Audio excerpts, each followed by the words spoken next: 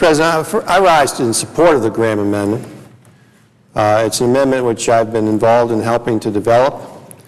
It's an amendment that was offered on the Homeland Security bill, essentially. It's the same concept. And the purpose of this amendment is something which I think there's general agreement here on the Senate in, which is that we supply adequate resources to make sure that our border is secure. Now, this is an effort that we've been pursuing for quite a while. I had the good fortune to be chairman of the subcommittee on Homeland Security, the Appropriations Committee.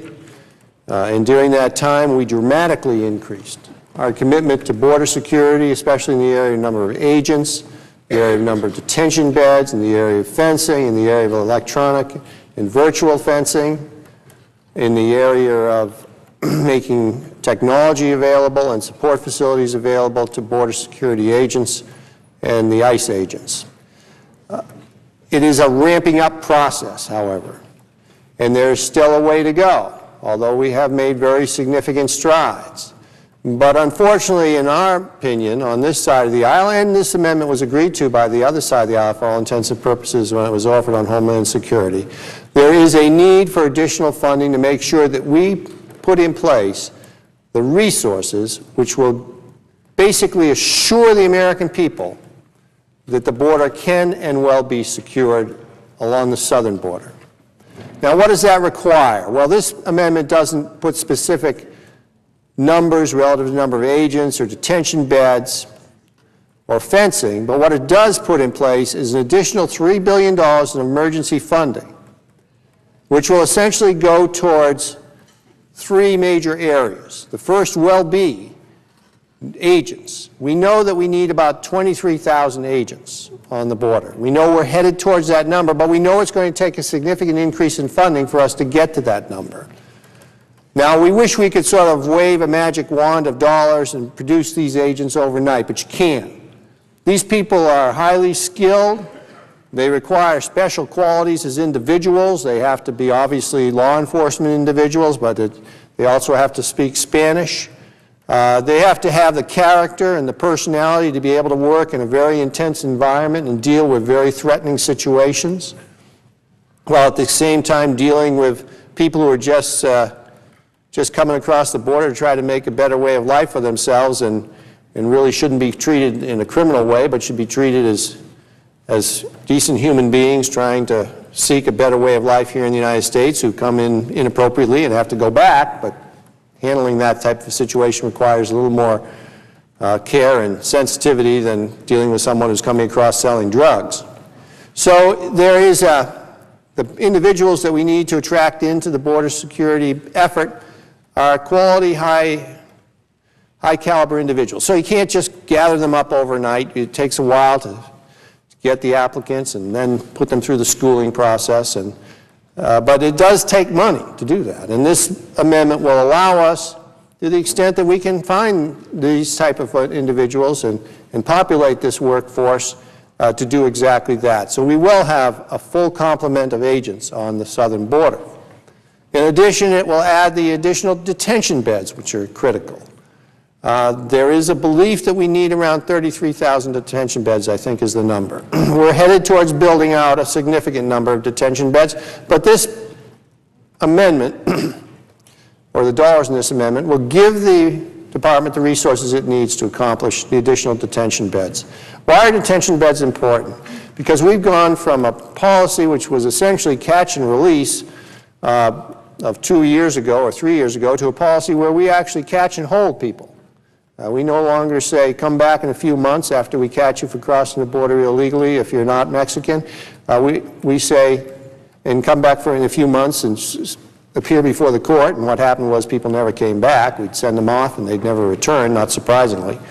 Now we hold these folks and we make sure that they have their day in court and that they receive the proper protections of our law enforcement system, but that if they're found to have entered this country illegally, they get sent back.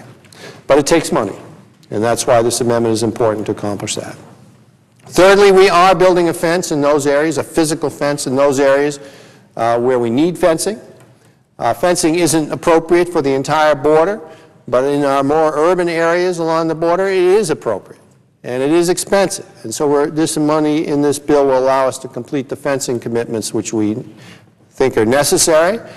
And equally important, it will put in place the operation of what amounts to what we call a virtual fence, but it is a real fence. There will be essentially towers. We have a tremendous electronic surveillance capability, oversight capability through unmanned aerial vehicles. All of this has been put into the works, and we are in the process of building out this system of surveillance in non-physical fenced areas, but areas which will have basically an electronic fence and a visual capability. But that, again, costs a lot of money. And so this amendment fully funds the movement in that direction. And that's what we need to do. We need to spend this money. Now, it is a lot of money, $3 billion. There's no question about it.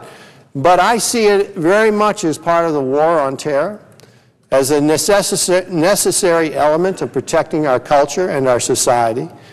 A country which can't control its borders, which doesn't know who's coming across its borders, is a country which is at considerable risk. It's a considerable risk for a lot of reasons, but obviously the primary reason is the threat of terrorism. And we have an obligation to our citizenry to make sure that people coming across the southern border, we know who they are and that we know they're coming across legally. And I think the American people have grown, and rightly so, I'm afraid, a little cynical about our efforts on the southern border. They see us constantly saying, well, we're going to secure the southern border, we're going to secure the southern border, but then they don't see us putting the resources on the border to accomplish that. Well, these dollars will complete the debate on the issue of resources. The dollars will be there. Whether the management capability is there, whether the build-out capability is there, that's still an issue, I admit to that, but at least the dollars will be in the pipeline to accomplish this. And so as a practical matter, I think this is a very important step forward. I congratulate the senator from South Carolina who's been a leader on this effort for a while. He was obviously a leader on immigration reform, and he's backed up his words on immigration reform, which is that the first step to effective immigration reform is effective border security. And that is true, and that is essential. And he has backed that up with this amendment, which puts the dollars in place to accomplish effective border security.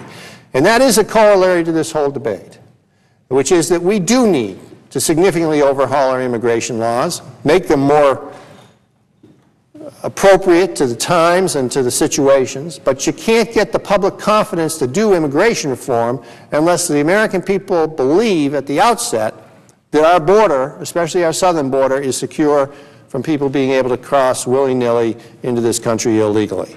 Well, these dollars will put in place the resources necessary to accomplish that, to make sure that our southern border is essentially secure on the issue of crossings.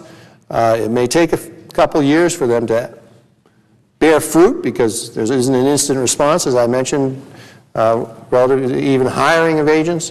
But the fact is, at least the resources will be in the pipeline to accomplish that, and the American people can have confidence that it's going to occur. And so I again congratulate the senator from South Carolina for his amendment. I'm happy to join him as a co-sponsor on this amendment, and I hope that it will be adopted unanimously or with a large majority. And at this point, I yield the floor.